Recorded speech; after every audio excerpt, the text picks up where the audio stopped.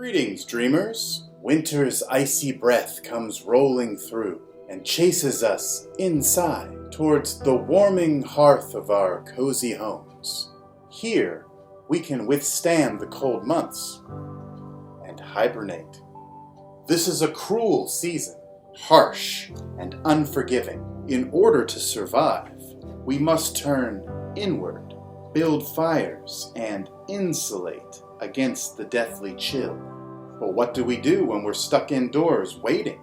It's as though time has stopped and the world is suspended in ice while we try to occupy our thoughts with anecdotes and news stories of adventures we've only known in dreams. This might also be a good time for self-examination and reclamation. What better time to gain some perspective than when we cannot escape from ourselves? Let's turn the page.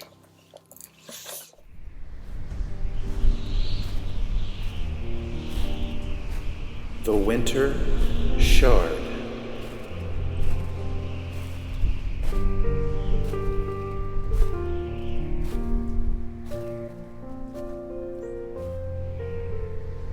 I admit I am guilty of every crime you've imagined.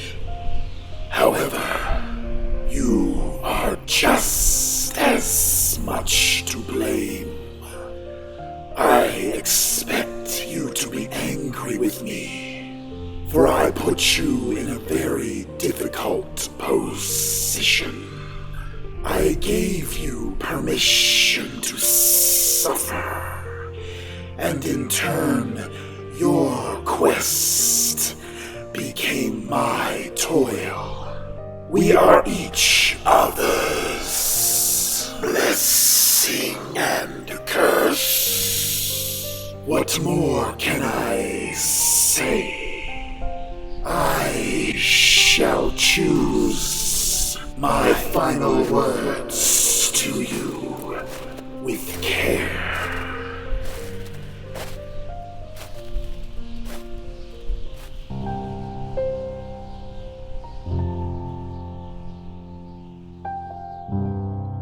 Chapter 7. Carnation. Hymns for Understanding. Dreams can be very confusing and difficult to latch onto once you have awoken from them. Forgetting your nightly dreams could well be a necessity for managing your perception and for remaining in touch with that reality. Being entrenched in a dream for eternity would certainly be enough to drive any person mad, unless they found some way to cope with it. Perhaps this is why she has unwittingly lost so much of her waking life.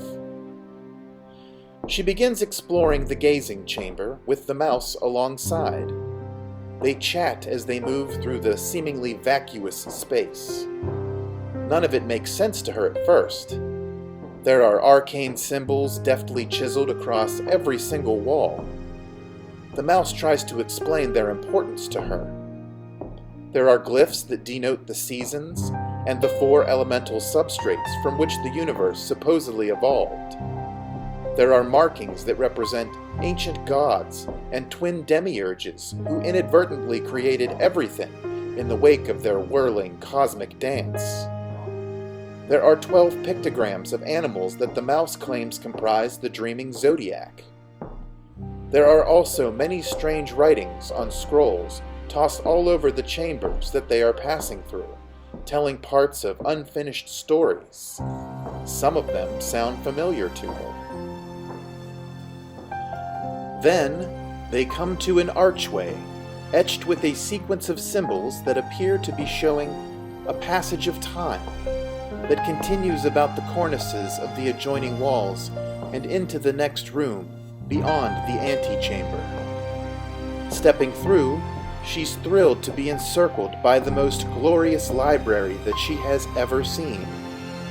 Only the copious shelves of her temple of Stella Puera might compare to this vast storehouse of esoteric knowledge.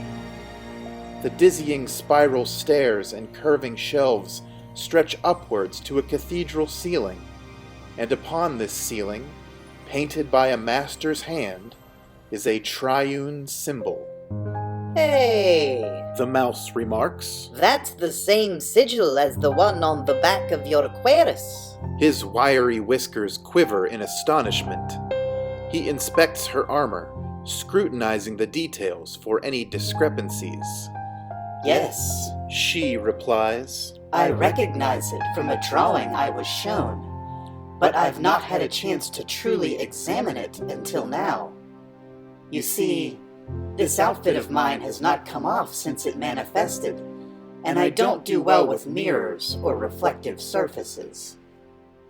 The Turnian remains an enigma, though she trusts what the Ascendant told her. It is her symbol, so this must also be her library. She ogles the plenitude of volumes. So many stories. She pulls an old tome from the nearest shelf and opens it, blowing away the stardust of ages to examine its contents. The red leather cover displays her sigil, and the pages hold an intoxicating scent, the rich aroma of ancient ink. She is not entirely surprised to find that it is her own story bound within. Could those fanatical denizens of Uhi have been inspired by this book and used it to create their mosaic murals? But how did they ever find it? Maybe they've got their own copy. After flipping through, she finds that the book is unfinished. Only about half of the pages are complete. The blank leaves beckon her to fill them and to finish the tale. Being an aspiring storyteller herself, she cannot help but smile. This is a very important recollection. In her waking life, the thing she loved most of all was imagining stories. So, this really is a dream, isn't it? She looks to the mouse. Life is but a dream. You know that nursery rhyme, don't you? The mouse finds a nice spot to sit on top of an old writing desk in the corner of the room. It is practically buried beneath scrolls and drawings of all sorts. It occurs to me, if you are the author of this dream, then you've given yourself a choice. She walks over to the writing desk and sits down in a shabby, perfectly comfortable armchair. She removes her antlered crown and settles in. Go on. She implores her furry companion. You were born into this world, suddenly, violently, and without an understanding of your place in it. Then you sought purpose, which was given to you. You began trying to piece together the puzzle of your existence, which has brought you, after much tribulation, here. The mouse scratches behind his right ear and ponders. She eyeballs the mouse. How do you know all of this? I read your book a long time ago. The mouse responds, motioning to the tome she is holding. You experience time in a linear fashion, though it is cyclical, questing to find your real name and thereby to learn your true identity. You believe that by doing this you will somehow be returned to your waking existence and clear up this conundrum that you perceive as a dream. Recently, however, your situation has become more complicated. It was all so simple at first. Follow this, do that. But now it seems you have been presented with a choice. You must decide if you will continue on your path to self-realization or help others in need and take an active role in a story that is not exclusively your own. To lead the facets of Uhi to war against their mortal enemies, she acknowledges. Or to find my name. She slumps down into the armchair and flips back through the pages of the old book again. But this time the prophetic script comes to life, illuminated by moving illustrations. The words speak in a grim voice that slithers like a snake through her ears. It whispers to her, answering the heavy questions that she has not yet allowed to surface in her mind. She witnesses the formation of time and eons of high adventures past. Then, the narrative slows down a bit, and she sees a ghostly child, filled with secret sorrow, raising podgy fists up to the sky to call down a tragic flood of silver tears. A two-eyed storm manifests, and its emerald orbs weep streaks of violent lightning that strike the ground, enthralling all in contact with it. Fairies, elves, dryads, sylphs, undines, and other such mystical creatures, as well as animals of the forest, bow before the youthful phantom. Everything that exists bends to the will of this wistful wraith, who then invokes forgotten magic to raise the long-buried bones of a legendary beast from the forest's hallowed ground. A bull of unparalleled strength resurrects from untold ages to play the young ghost's dire steed. They start making mischief, cavorting and running amok. The ghost uproots a crabby chokecherry tree, fashioning its limbs into a bow. The pernicious pair then take to remaking the world to suit them. From there, the story becomes vague, and the images get blurry. She closes her eyes, hoping it will help her refocus. When she reopens them, the narrative has changed. She sees a giant emerald egg crash land on top of a towering crimson ziggurat. Gidak, the winged titan, a solar lion descended from the griffins of the Eastern Diamond constellation, hatches from the cosmic egg and begins laying waste to a kingdom of reptilian humanoids. It is they who enslaved the race of golden primates to construct an alchemical clock for them. These oppressive lizard folk manage to subdue and revel in their torturing of Gidak. They viciously force the gargantuan beast to fight in a sacrificial arena, pitting him against the giant gnome Tumbles and his whammy hammer. Their battle lasts for many moons.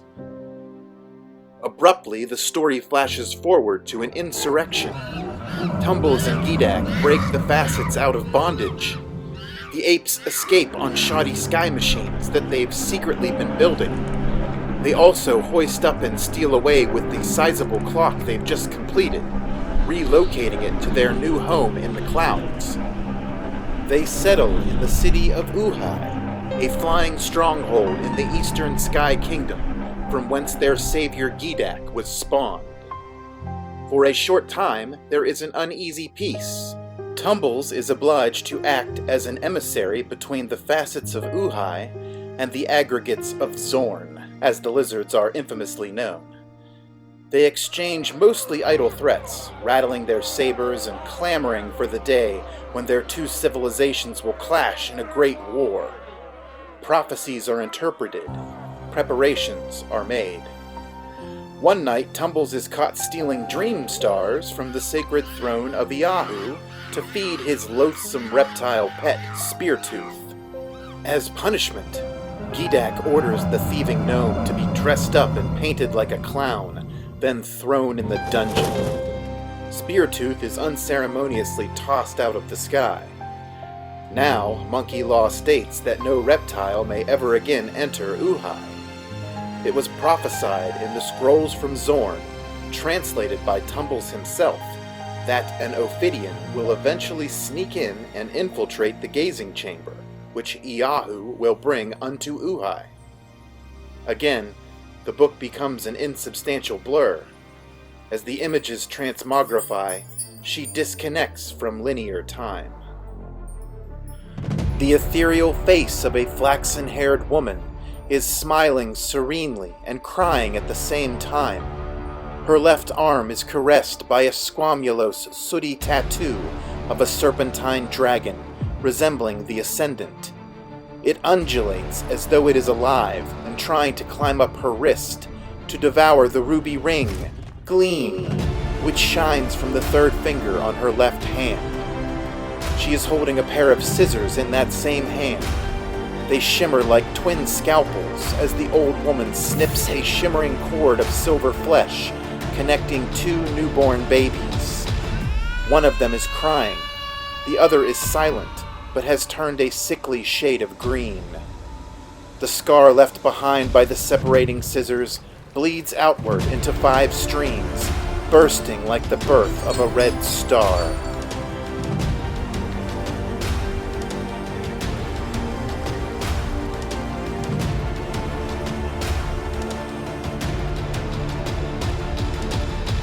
She slams the big book shut and can feel a silvery tear welling up. She manages to suppress it. She looks around the library, hazy and disoriented. The mouse is gone. The seahorse is making muted sounds that resemble snoring. Speartooth speaks to her in unison. You've had your nose in that book for quite a while. We could see a little of what you were reading over your shoulder. You aren't the only ones, you know. We were a conjoined pair, too. Not like this cruel joke you see before you now. No, we were inseparable iconoclasts, and secretly 2 of the finest minds in our metropolis, with 4 of the most adroit hands. But those days are long gone, as are our masterly mitts. We've been crippled from displaying our dual brilliance ever again. The Emperor of Zorn, a wicked sorcerer known as Frith Marak, eternally cursed us to this lowly existence. We have accepted our pitiful fate.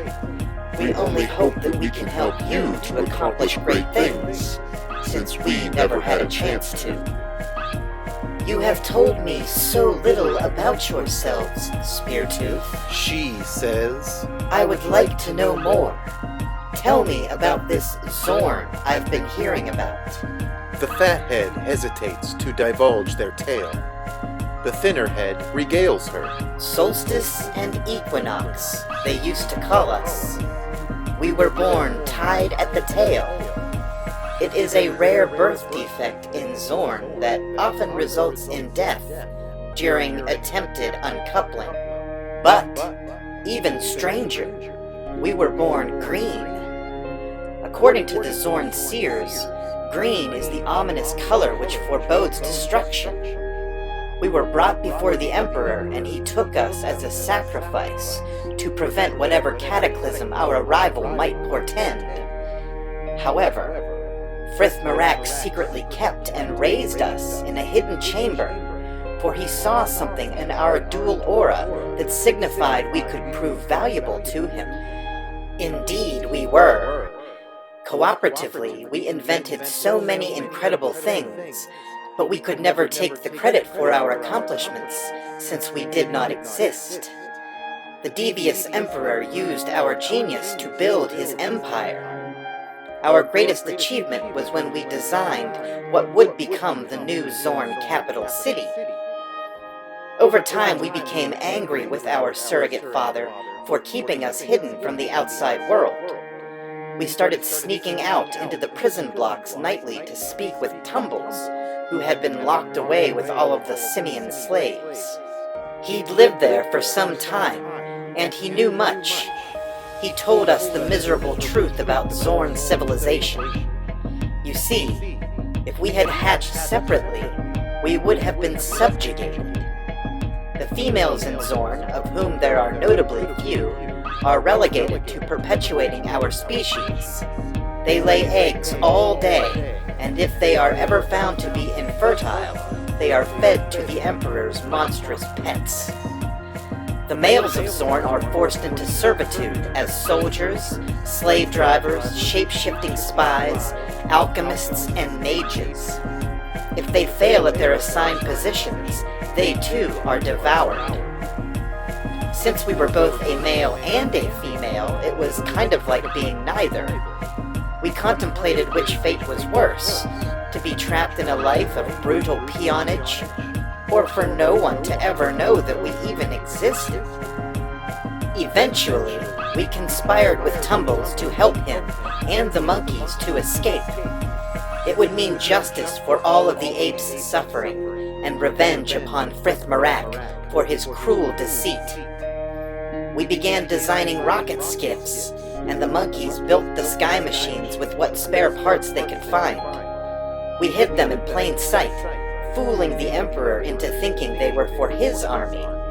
Then one dark day, Gidak landed, a harbinger from the far reaches of the galaxy. The Zorn managed to subdue and imprison the Titanic Lion. It was not long before they coerced him to fight Tumbles and his magical hammer in the Emperor's sacrificial arena. The two of them conversed while they fought, and an alliance was formed.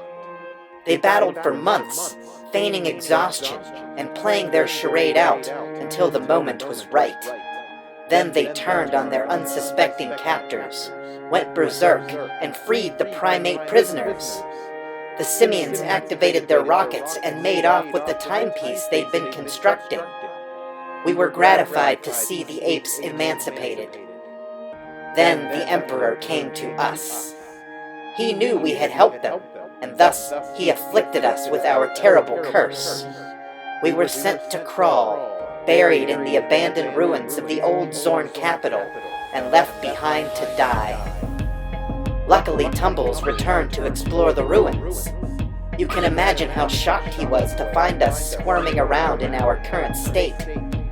At first, the facets of Uhai accepted us, but it wasn't long before they changed their tune, in spite of the freedom we had helped them find. They've got short memories, unless it comes to holding a grudge against anything with scales. I mean, all we wanted was a few dream stars. We've been cursed only to eat stars, else we will starve.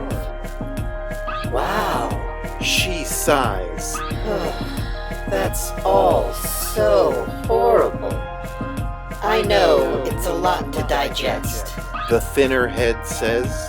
I'm actually quite surprised I was able to tell you all of that. We, much like the rest of Zorn, are conditioned through severe punishment, never to offer our opinions or divulge information unless we are ordered to do so.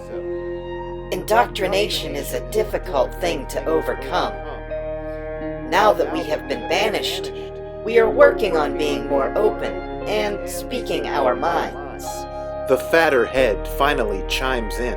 Well, since you're spilling all of our beans, we may as well tell her about hell. Bite your tongue or I will bite it for you. The thin head snaps, cutting off its fat counterpart. Now is not the right time. Well, fine. The fatter harumphs. We never used to disagree like this.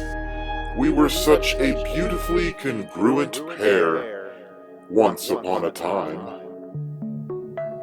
Her heart aches for Speartooth. She sets her bow down and pets its smooth scales. I am sorry, my friends, and I do thank you for telling me your story. She gives their tragic tale a bit to sink in. Then she stands up and begins pacing, rubbing her chin and speaking to Speartooth. She raises an eyebrow, borrowing Stargazer's overt mannerism once again. It appears that this shadow, which has been pursuing me all of this time, was telling me the truth whenever I confronted it in the Canyon of Clowns. It is the presence of my twin sister, who died in childbirth. At that moment, she sees the mouse re-enter the room from another chamber. She continues her review, directing some of her revelations towards the mouse. We were born embracing, connected somewhere in the middle. We were conjoined twins. Someone had to cut us apart so that one of us would survive. I lived, and my sister died. Somehow, the ghost of my dead twin has been haunting my dreams. Then it all makes sense. This phantom of your twin is asking for you to put it to rest, and it seems to think that if you enter the silver stream, it will finally find peace. The mouse leaps up onto the desk and nibbles at a morsel of red mushroom he's carrying in his plump little cheek. Where did you find food? She asks the mouse. Oh, are you hungry? Follow me. The mouse scampers off into an adjoining room. She fastens her crown to the back of her belt line, and it shrinks, much like her seahorse does. She picks up Speartooth and goes after the mouse, finding him amidst a plenteous banquet table, the likes of which she's only read about in fairy tales. It is surrounded by a hanging garden, which encircles a misting spring that soothes her senses. She is in awe of the spacious splendor. The food smells of sage and thyme, warmly comforting like a holiday quilt. I wish that my grandmother and my mother could have seen this incredible place, She says, upon uncovering another faded memory. They loved gardens. Planting gave them hope for the future. Aromas that she's never encountered intoxicate her, and there is a faint song on the air that rouses the seahorse and persuades it to begin trumpeting in harmony. She strolls past the table, grabbing a red apple along the way. She wades through curtains of ferns and tiptoes over carpets of yellow flowers to immerse herself in the shining spring. The water is regenerative, and it tastes like milk and honey. She lies on her back and floats, staring at the ceiling, which is completely overgrown with phosphorescent moss. She chomps into the red apple, and its tart flavor makes her grin as its delectable juice dribbles over her chin and down the sides of her face. This is what I want. She proclaims. I choose this life of pleasure and peace. I want to stay here forever and just be happy. Ah, yes. Says the mouse, leaping onto a lily pad that is floating in the spring and paddling over to bob beside her. I remember now. You believe in happy endings, right? I read that in your book, too. The mouse stretches out, then sits down cross-legged while she continues to drift there idly, enjoying herself. A storyteller, a painter, a musician. Each of these requires a muse. Struggle is the central component of any good story, isn't it? Without a struggle, there is no story to tell, no picture to paint, no song to sing. So, what if I said, you were born to be a dragon slayer, not a proper princess? What if I said, you are destined to be the hero, not the damsel in distress? What if this is not your actual destiny, and you must choose a new path, or your happy ending will become an empty hole? The delicious food will eventually lose its flavor if you eat it all the time. The surprising scents of exotic flowers will become sickening, and the incessant song that once filled you with joy will start driving you mad when it cannot be silenced. Happy endings are born out of struggles and hardships overcome. If you do not maintain a balance between what is easy and what challenges you, everything will become nothing, and everywhere will be nowhere. With those words, the room grows dark. She makes the mistake of standing up to glance down at her reflection in the loosened water. She feels the spring turn cold. It sloshes from clear to silver murk. The floral scents dissipate, and the apple in her hand spoils, turning soft and brown. She faces her darkness, and it reflects back. The mouse is trembling beside it, like a leaf at the mercy of the wind. However, it is still your choice. I am only telling you what I now believe. But of course, you know all too well that it's whatever inspires you to believe which matters most. She lets loose with a grouchy retort, puckering her face at the mouse's appeasement. Blast muses! She splashes her reflection away. They are more trouble than they're worth. I no longer believe in destiny. I am going to decide what happens to me. My story isn't written upon the stars, nor is it predetermined by the designs of blind fate or manipulated by the hands of an unseen puppeteer pulling at my strings. What if I don't want this identity anymore? I can choose another if I wish it. Maybe I don't even want to be a girl. The mouse is taken aback by this outburst. She looks around the cold, dark room and imagines the light returning.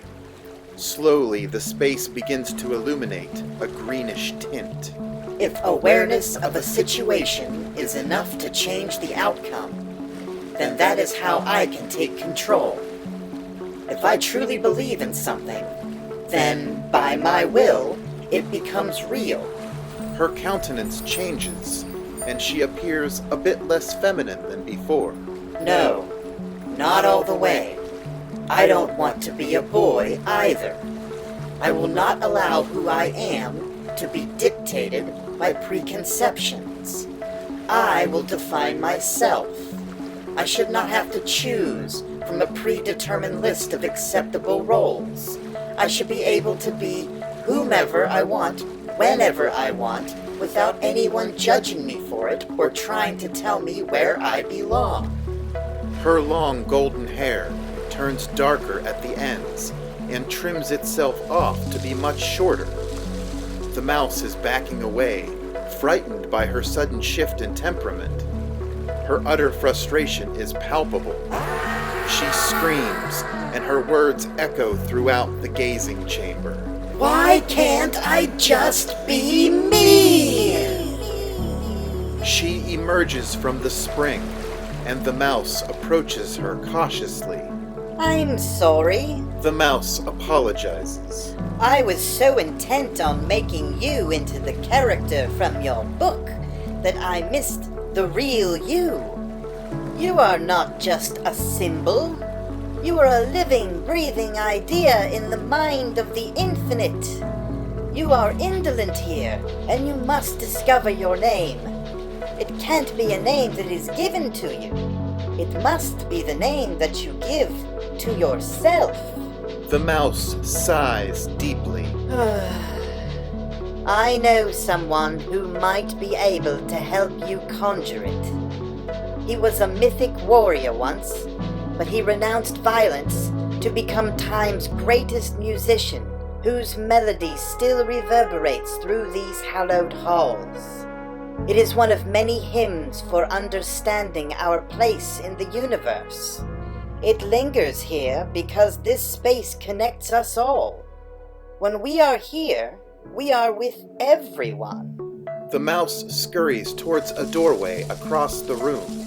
I suppose it makes sense. After all, it was the note that you played which inspired the truce between those two contentious behemoths up in Uhai. Perhaps you are not meant to carve out your path by way of your veiled sword. She's practically forgotten the wild sensation of holding Usaka. Can you see what is happening up in Uhai right now? She asks, as she follows the mouse down a narrow passage that looks a lot like an ear canal, bedecked with chains of droopy moss and vivid fungi.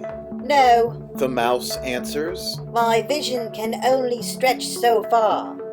When we first arrived here, we both entered through the seeing room, which is essentially the engine of the gazing chamber.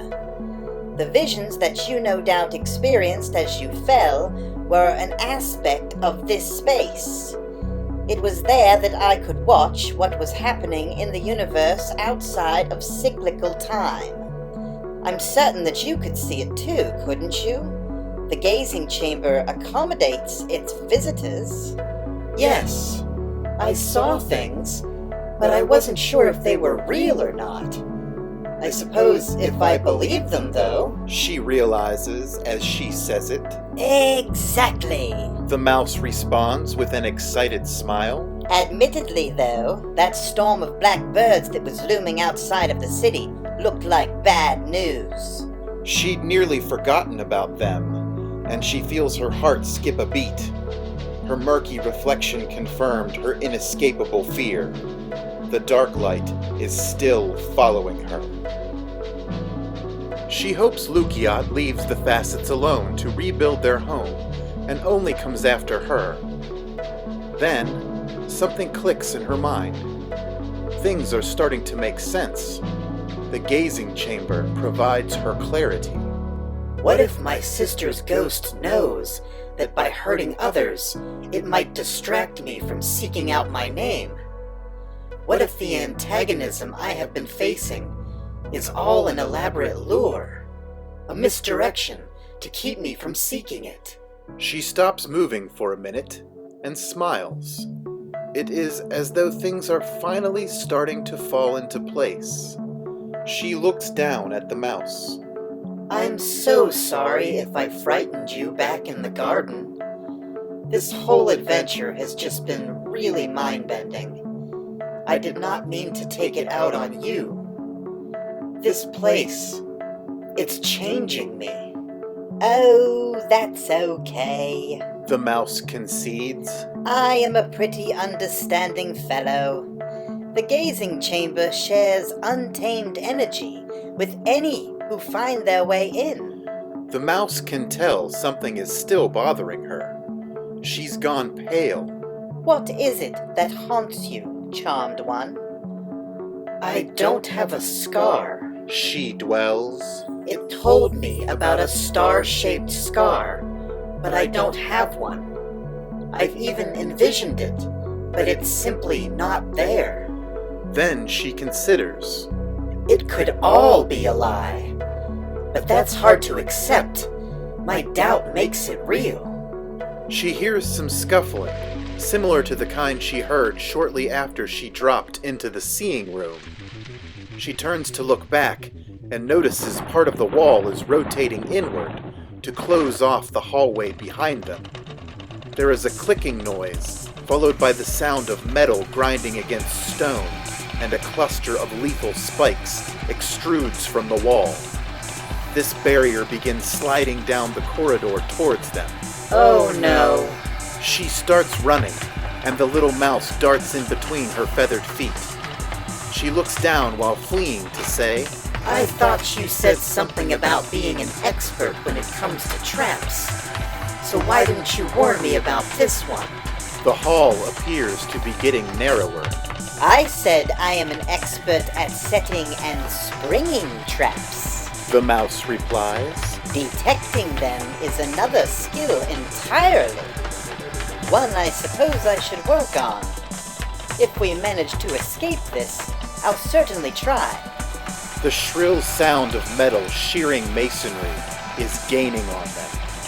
The thorny barrier begins picking up speed. Fortunately, they reach a corner in the long hallway, just in time to leap to the left, out of the path of the death trap. The spikes slam into the corner, and she can now see the same red star shape that she associates with her non-existent birth scar, repeated in a hidden pattern between each of the deadly thorns.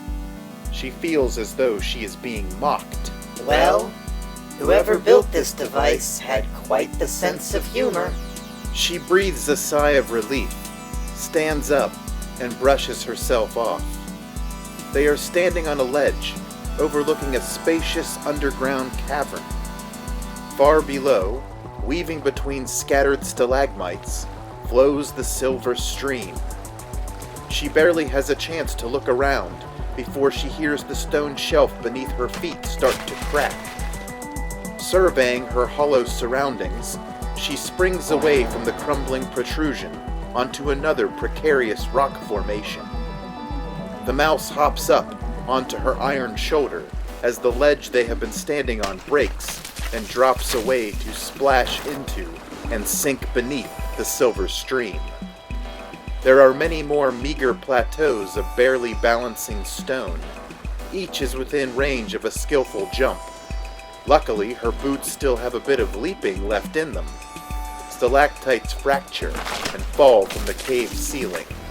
You know, I think your very presence here is changing the ambiance. I don't remember the gazing chamber being this dangerous the last time I was here. The mouse quivers nervously. She proceeds to skillfully navigate the monolithic columns until she reaches one that is far too distant from the next platform for her to confidently take the leap. She hesitates, flapping her arms to try and maintain her balance on only a few toes. Stalactites continue crashing down behind her, and she can see a very large crag just above her head beginning to crack and come loose from the cavern roof. She notices a tangled mess of vines dangling from the ceiling ahead of her. She swiftly pulls forth Speartooth, knocks a brilliant green arrow into her trusty bow, draws back, and releases her wish. The magic arrow grants it, snapping one of the ends of a tangled vine loose. She tips forward, off of the wobbling platform. The silver stream rushes below her feet. She stretches out, snatches the loose vine, and swings for her life as the large crag hanging over her plummets and demolishes her former perch. The fortuitous plant carries her all the way across the dangerous drop to a golden threshold on the opposite side of the cavern. She lands softly, planting both feet and crouching down to touch solid ground with her left hand. Her heart is pounding. She looks up beyond the golden threshold and sees a verdant doorway with a giant keyhole.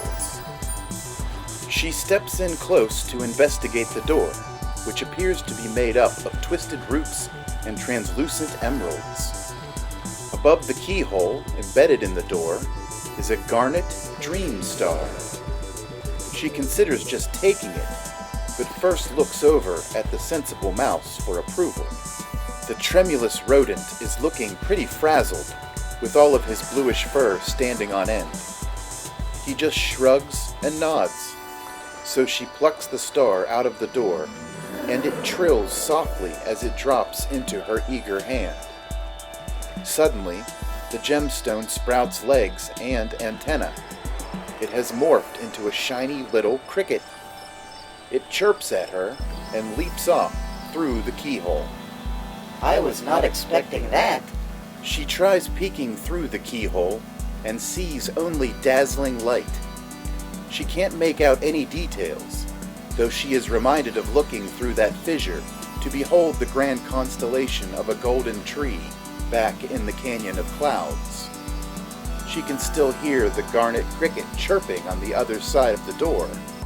She takes a step back and drops all of her precious things to the ground. She pulls forth from her belt the glowing green key, the one that the Geckomelion had brought to her, and that she'd used to escape from the Facet's dungeon. How very convenient, the mouse says. She slides the key into the large keyhole. It dematerializes, taking the door with it in a most dramatic fashion. She's never stopped wishing for some predictable rhyme or reason to the way things work here. She doesn't always get what she wants, but fate seems to know what she needs. Arcs of pure light curve across the vaulted ceiling and roll over the carpeted floor. She steps past the threshold into a wondrous space. It's a sanctuary, once built to hold relics, but they're all gone now. The walls are constructed of congruent panels, divided by round, liquid windows. Within each aperture floats an ever-changing symbol, behind which swirls the endlessness of possibility. The rotunda and floor radiate gold triangles, all converging towards a central altar. The entire space is an intricate web of sacred cosmic geometry. In the middle of the room is a golden statue, a 12-armed humanoid elephant, sitting with its legs crossed. It conjures a faded memory of the Hindu religion's potent mythical stories that once so inspired her. There is a crack in the statue's left tusk. One of its feet is gripping the rim of a cistern, full of silver water.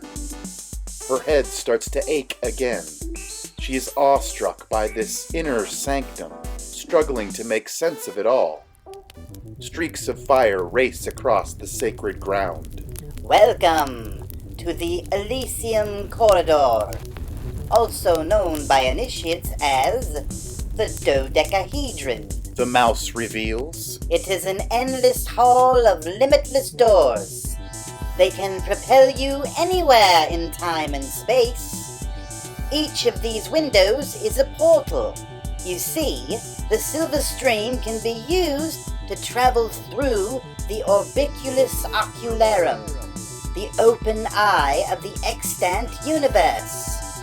So long as you remain focused on something familiar, you won't get lost in the stream's erratic currents. It is here that we must part ways to seek out the destinies that we would make for ourselves. She approaches the intimidating statue. For some reason, she is drawn to it. I'm not sure we should touch that. It doesn't look very friendly. The mouse warns, leaping over passing trails of flame and scampering towards one of the windows. He sniffs at its edges, and the metaglyph that is floating in its semi-reflective surface distorts. There we are. That's precisely where I need to go from here. The mouse looks back at her. I will gather up your friends. Any of the creatures you saved in the Canyon of Clouds should be more than willing to help you on your quest. We will try to create interference, distracting your twin shadow and holding its attention while you go off in search of your name. The mouse continues. In the meantime, I suggest you listen to the music that haunts these halls and focus on something familiar. Bringing the two together will take you to the guru who I believe can help you. She doesn't respond. She's enthralled by the statue and what it holds. She steps up to the cistern and peers into the shining water. There is some, as of yet unseen, scuffling about in the room. The cricket chirps from its hiding place, wherever that might be, as she stares into the cistern's silver depths. Her head throbs, and she considers putting her soothing crown back on, when a voice, just like the one that was narrating her book earlier, slithers out of the statue and into her ears. There are never two. There are always three.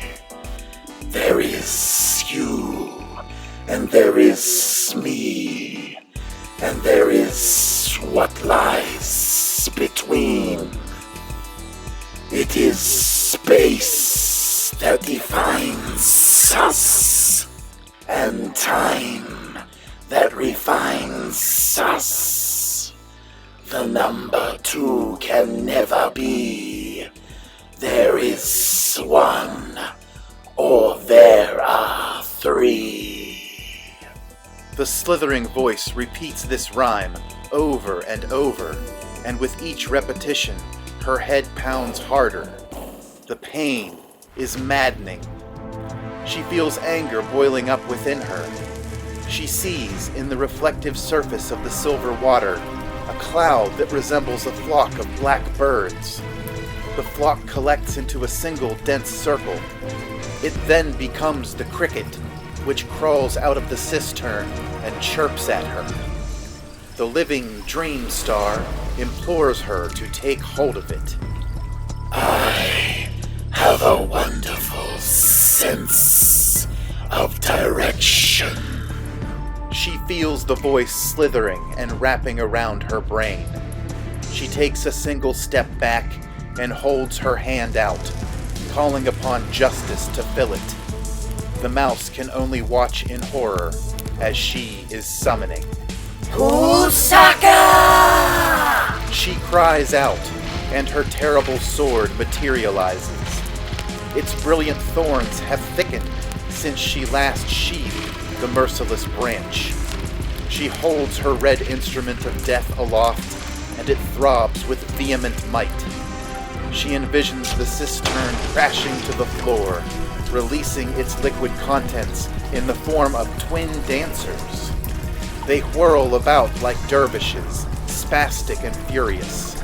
They splash together to form a single bright spirit that dares her to destroy the sacred artifact and exercise her will to claim power over the reliquary. She brings her dreadful weapon crashing down through the cistern, cleaving it in twain. She sends the oily silver fluid flying in every direction. But instead of splattering all over the floor and on the statue, the silver juice undulates and ripples across the air. Those stirring songs that have been reverberating throughout the gazing chamber fall into sync, vibrating as one. The unified music collects silver, creating a flying puddle that dances itself into a humanoid form. It twirls around her, an Undine ballerina. She is completely entranced by its hypnotic grace. Pusaka pulsates within her palm, empowering her to shake off this enchanting glamour. She slashes at the dancer with all of her vigor, but Pusaka just passes right through the living liquid. It reforms itself, swirling and splashing about. She looks down at the fractured cistern and spots more of the silver fluid seeping up through the carpeted floor. She can see where this is going. Soon the reliquary will flood, and the silver stream will carry them away. The mouse is climbing the rotunda wall in a desperate attempt to prolong his survival. Listen to the song! The mouse cries. It is a solemn hymn full of the deepest wisdom. It is the only way to appease your silver reflection. This is the one room that we all share. The minds and thereby the souls of all living beings begin here. You must repair the cistern. Reverse the myth of separation. Here, all are one. The cricket lithely leaps onto the hilt of Pusaka and nestles itself above the concealed topaz and the ascendant's opal heart. Her anger subsides, though her head still throbs. Pusaka resheaths itself inside her imagination, and she draws upon her seahorse. The moment she presses her lips to her sentient horn's tail, her ears perk up, and the music becomes a part of her, as though it is being absorbed by her very soul. She barely realizes that she's been playing before the song is over. The notes echo, circulating around the dodecahedron, and the silver dancer retreats into the cistern, reassembling the broken bowl by summoning forth a cloud of golden dust from the reliquary walls. The ancient statue's limbs shift and change positions. 2 feet embrace the freshly mended basin, while the other 10 gesture in various directions, revealing symbols on 7 of them and blinking red stars upon the rest. 2 of the circular windows on either side of the dodecahedron begin to glow. Like flowers they bloom and reveal vortexes into the infinite. She feels very disappointed by her previously aggressive actions. Violence. She exclaims, It can only cause problems. I renounce it. Henceforth, I shall call upon Pusaka no more. She's coming undone. The mouse understands her regret and sympathizes from afar. He recognizes how lost she's been feeling. He senses the overwhelming burden of responsibility that she carries and the toll it is taking on her fragile psyche. She appears somewhat transparent. like she too is becoming a ghost. So he offers her some sage advice. We're all doors waiting to be opened. Each of us is a passageway that leads backwards to the infinite source of all that is, was, and ever will be. Whenever we are lost, sometimes the best thing we can do is just keep moving forward. Eventually, we will find ourselves. She pauses for a moment and strains to think of something familiar, something that will calm her down and bring her back from the brink. There are fewer certainties clinging to the fringes of her brain now than ever before. For this, the mouse can offer no consolation. I must find Penumbra, She insists. my faithful friend and steed. I envisioned her flying over snowy mountains as I was falling into the seeing room. I must go to her. My shadow will be hunting her too, I'm certain. She walks over to one of the portals and takes a deep breath. She is dejected, for it feels like she is starting over. It's as if she's done this all before, but has somehow forgotten. Penumbra is your focal point. The mouse instructs. Think only of the location of your friend, and the gateway will send you there. Oh, and make sure to keep that tune you just played in the back of your mind as well. It will guide you to the one who can help you find your name. The rodent nods, salutes, then twitches his whiskers with a hopeful look in his beady little eyes. She blinks, and the mouse is gone, leaving behind tiny ripples in the portal. Thank you. She smiles, hoping that she'll cross paths with the fine fuzzy fellow again someday. She places the copper crown back on her head. A surge of power flows through her like an electric current. She hears scuffling in the room behind her again. Without further hesitation, she steps into the swirling portal, pushing through a liquid membrane that is reminiscent of her entry point into this realm. She'd been reborn. That moment in time feels so long ago now. She focuses on Penumbra. A glowing glyph that resembles a fox appears before her. Then the vortex spirals, rotating around her. She recognizes two more symbols hanging there on the timeless air. The letters P and S are overlapping into a monogram that adorns the extraordinary window through space. Postscript? She wonders what it could mean, since there is no other writing to accompany it.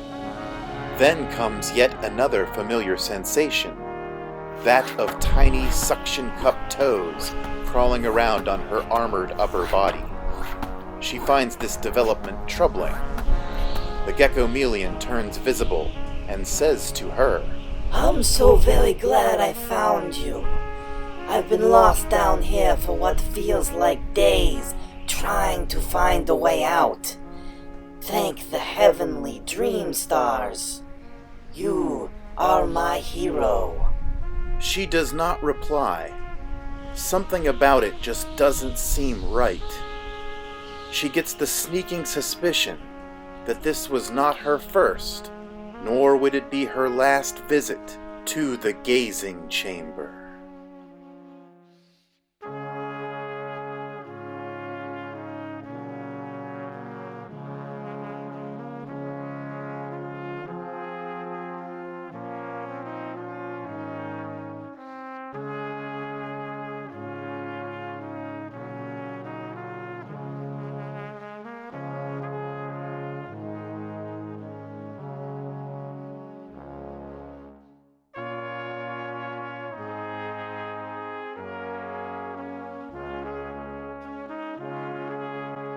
How puzzling. The entire universe and all of its mysteries were there, at our fingertips. And upon leaving the gazing chamber, we are left with even more questions. than we had when we first arrived. Things that we believed to be true have been proven otherwise. Our perspective has changed. So maybe we too have transformed. One thing is for certain, we will never be the same again. Until our next meeting, I wish you peace, love, and thunderstorms. Farewell, dreamers.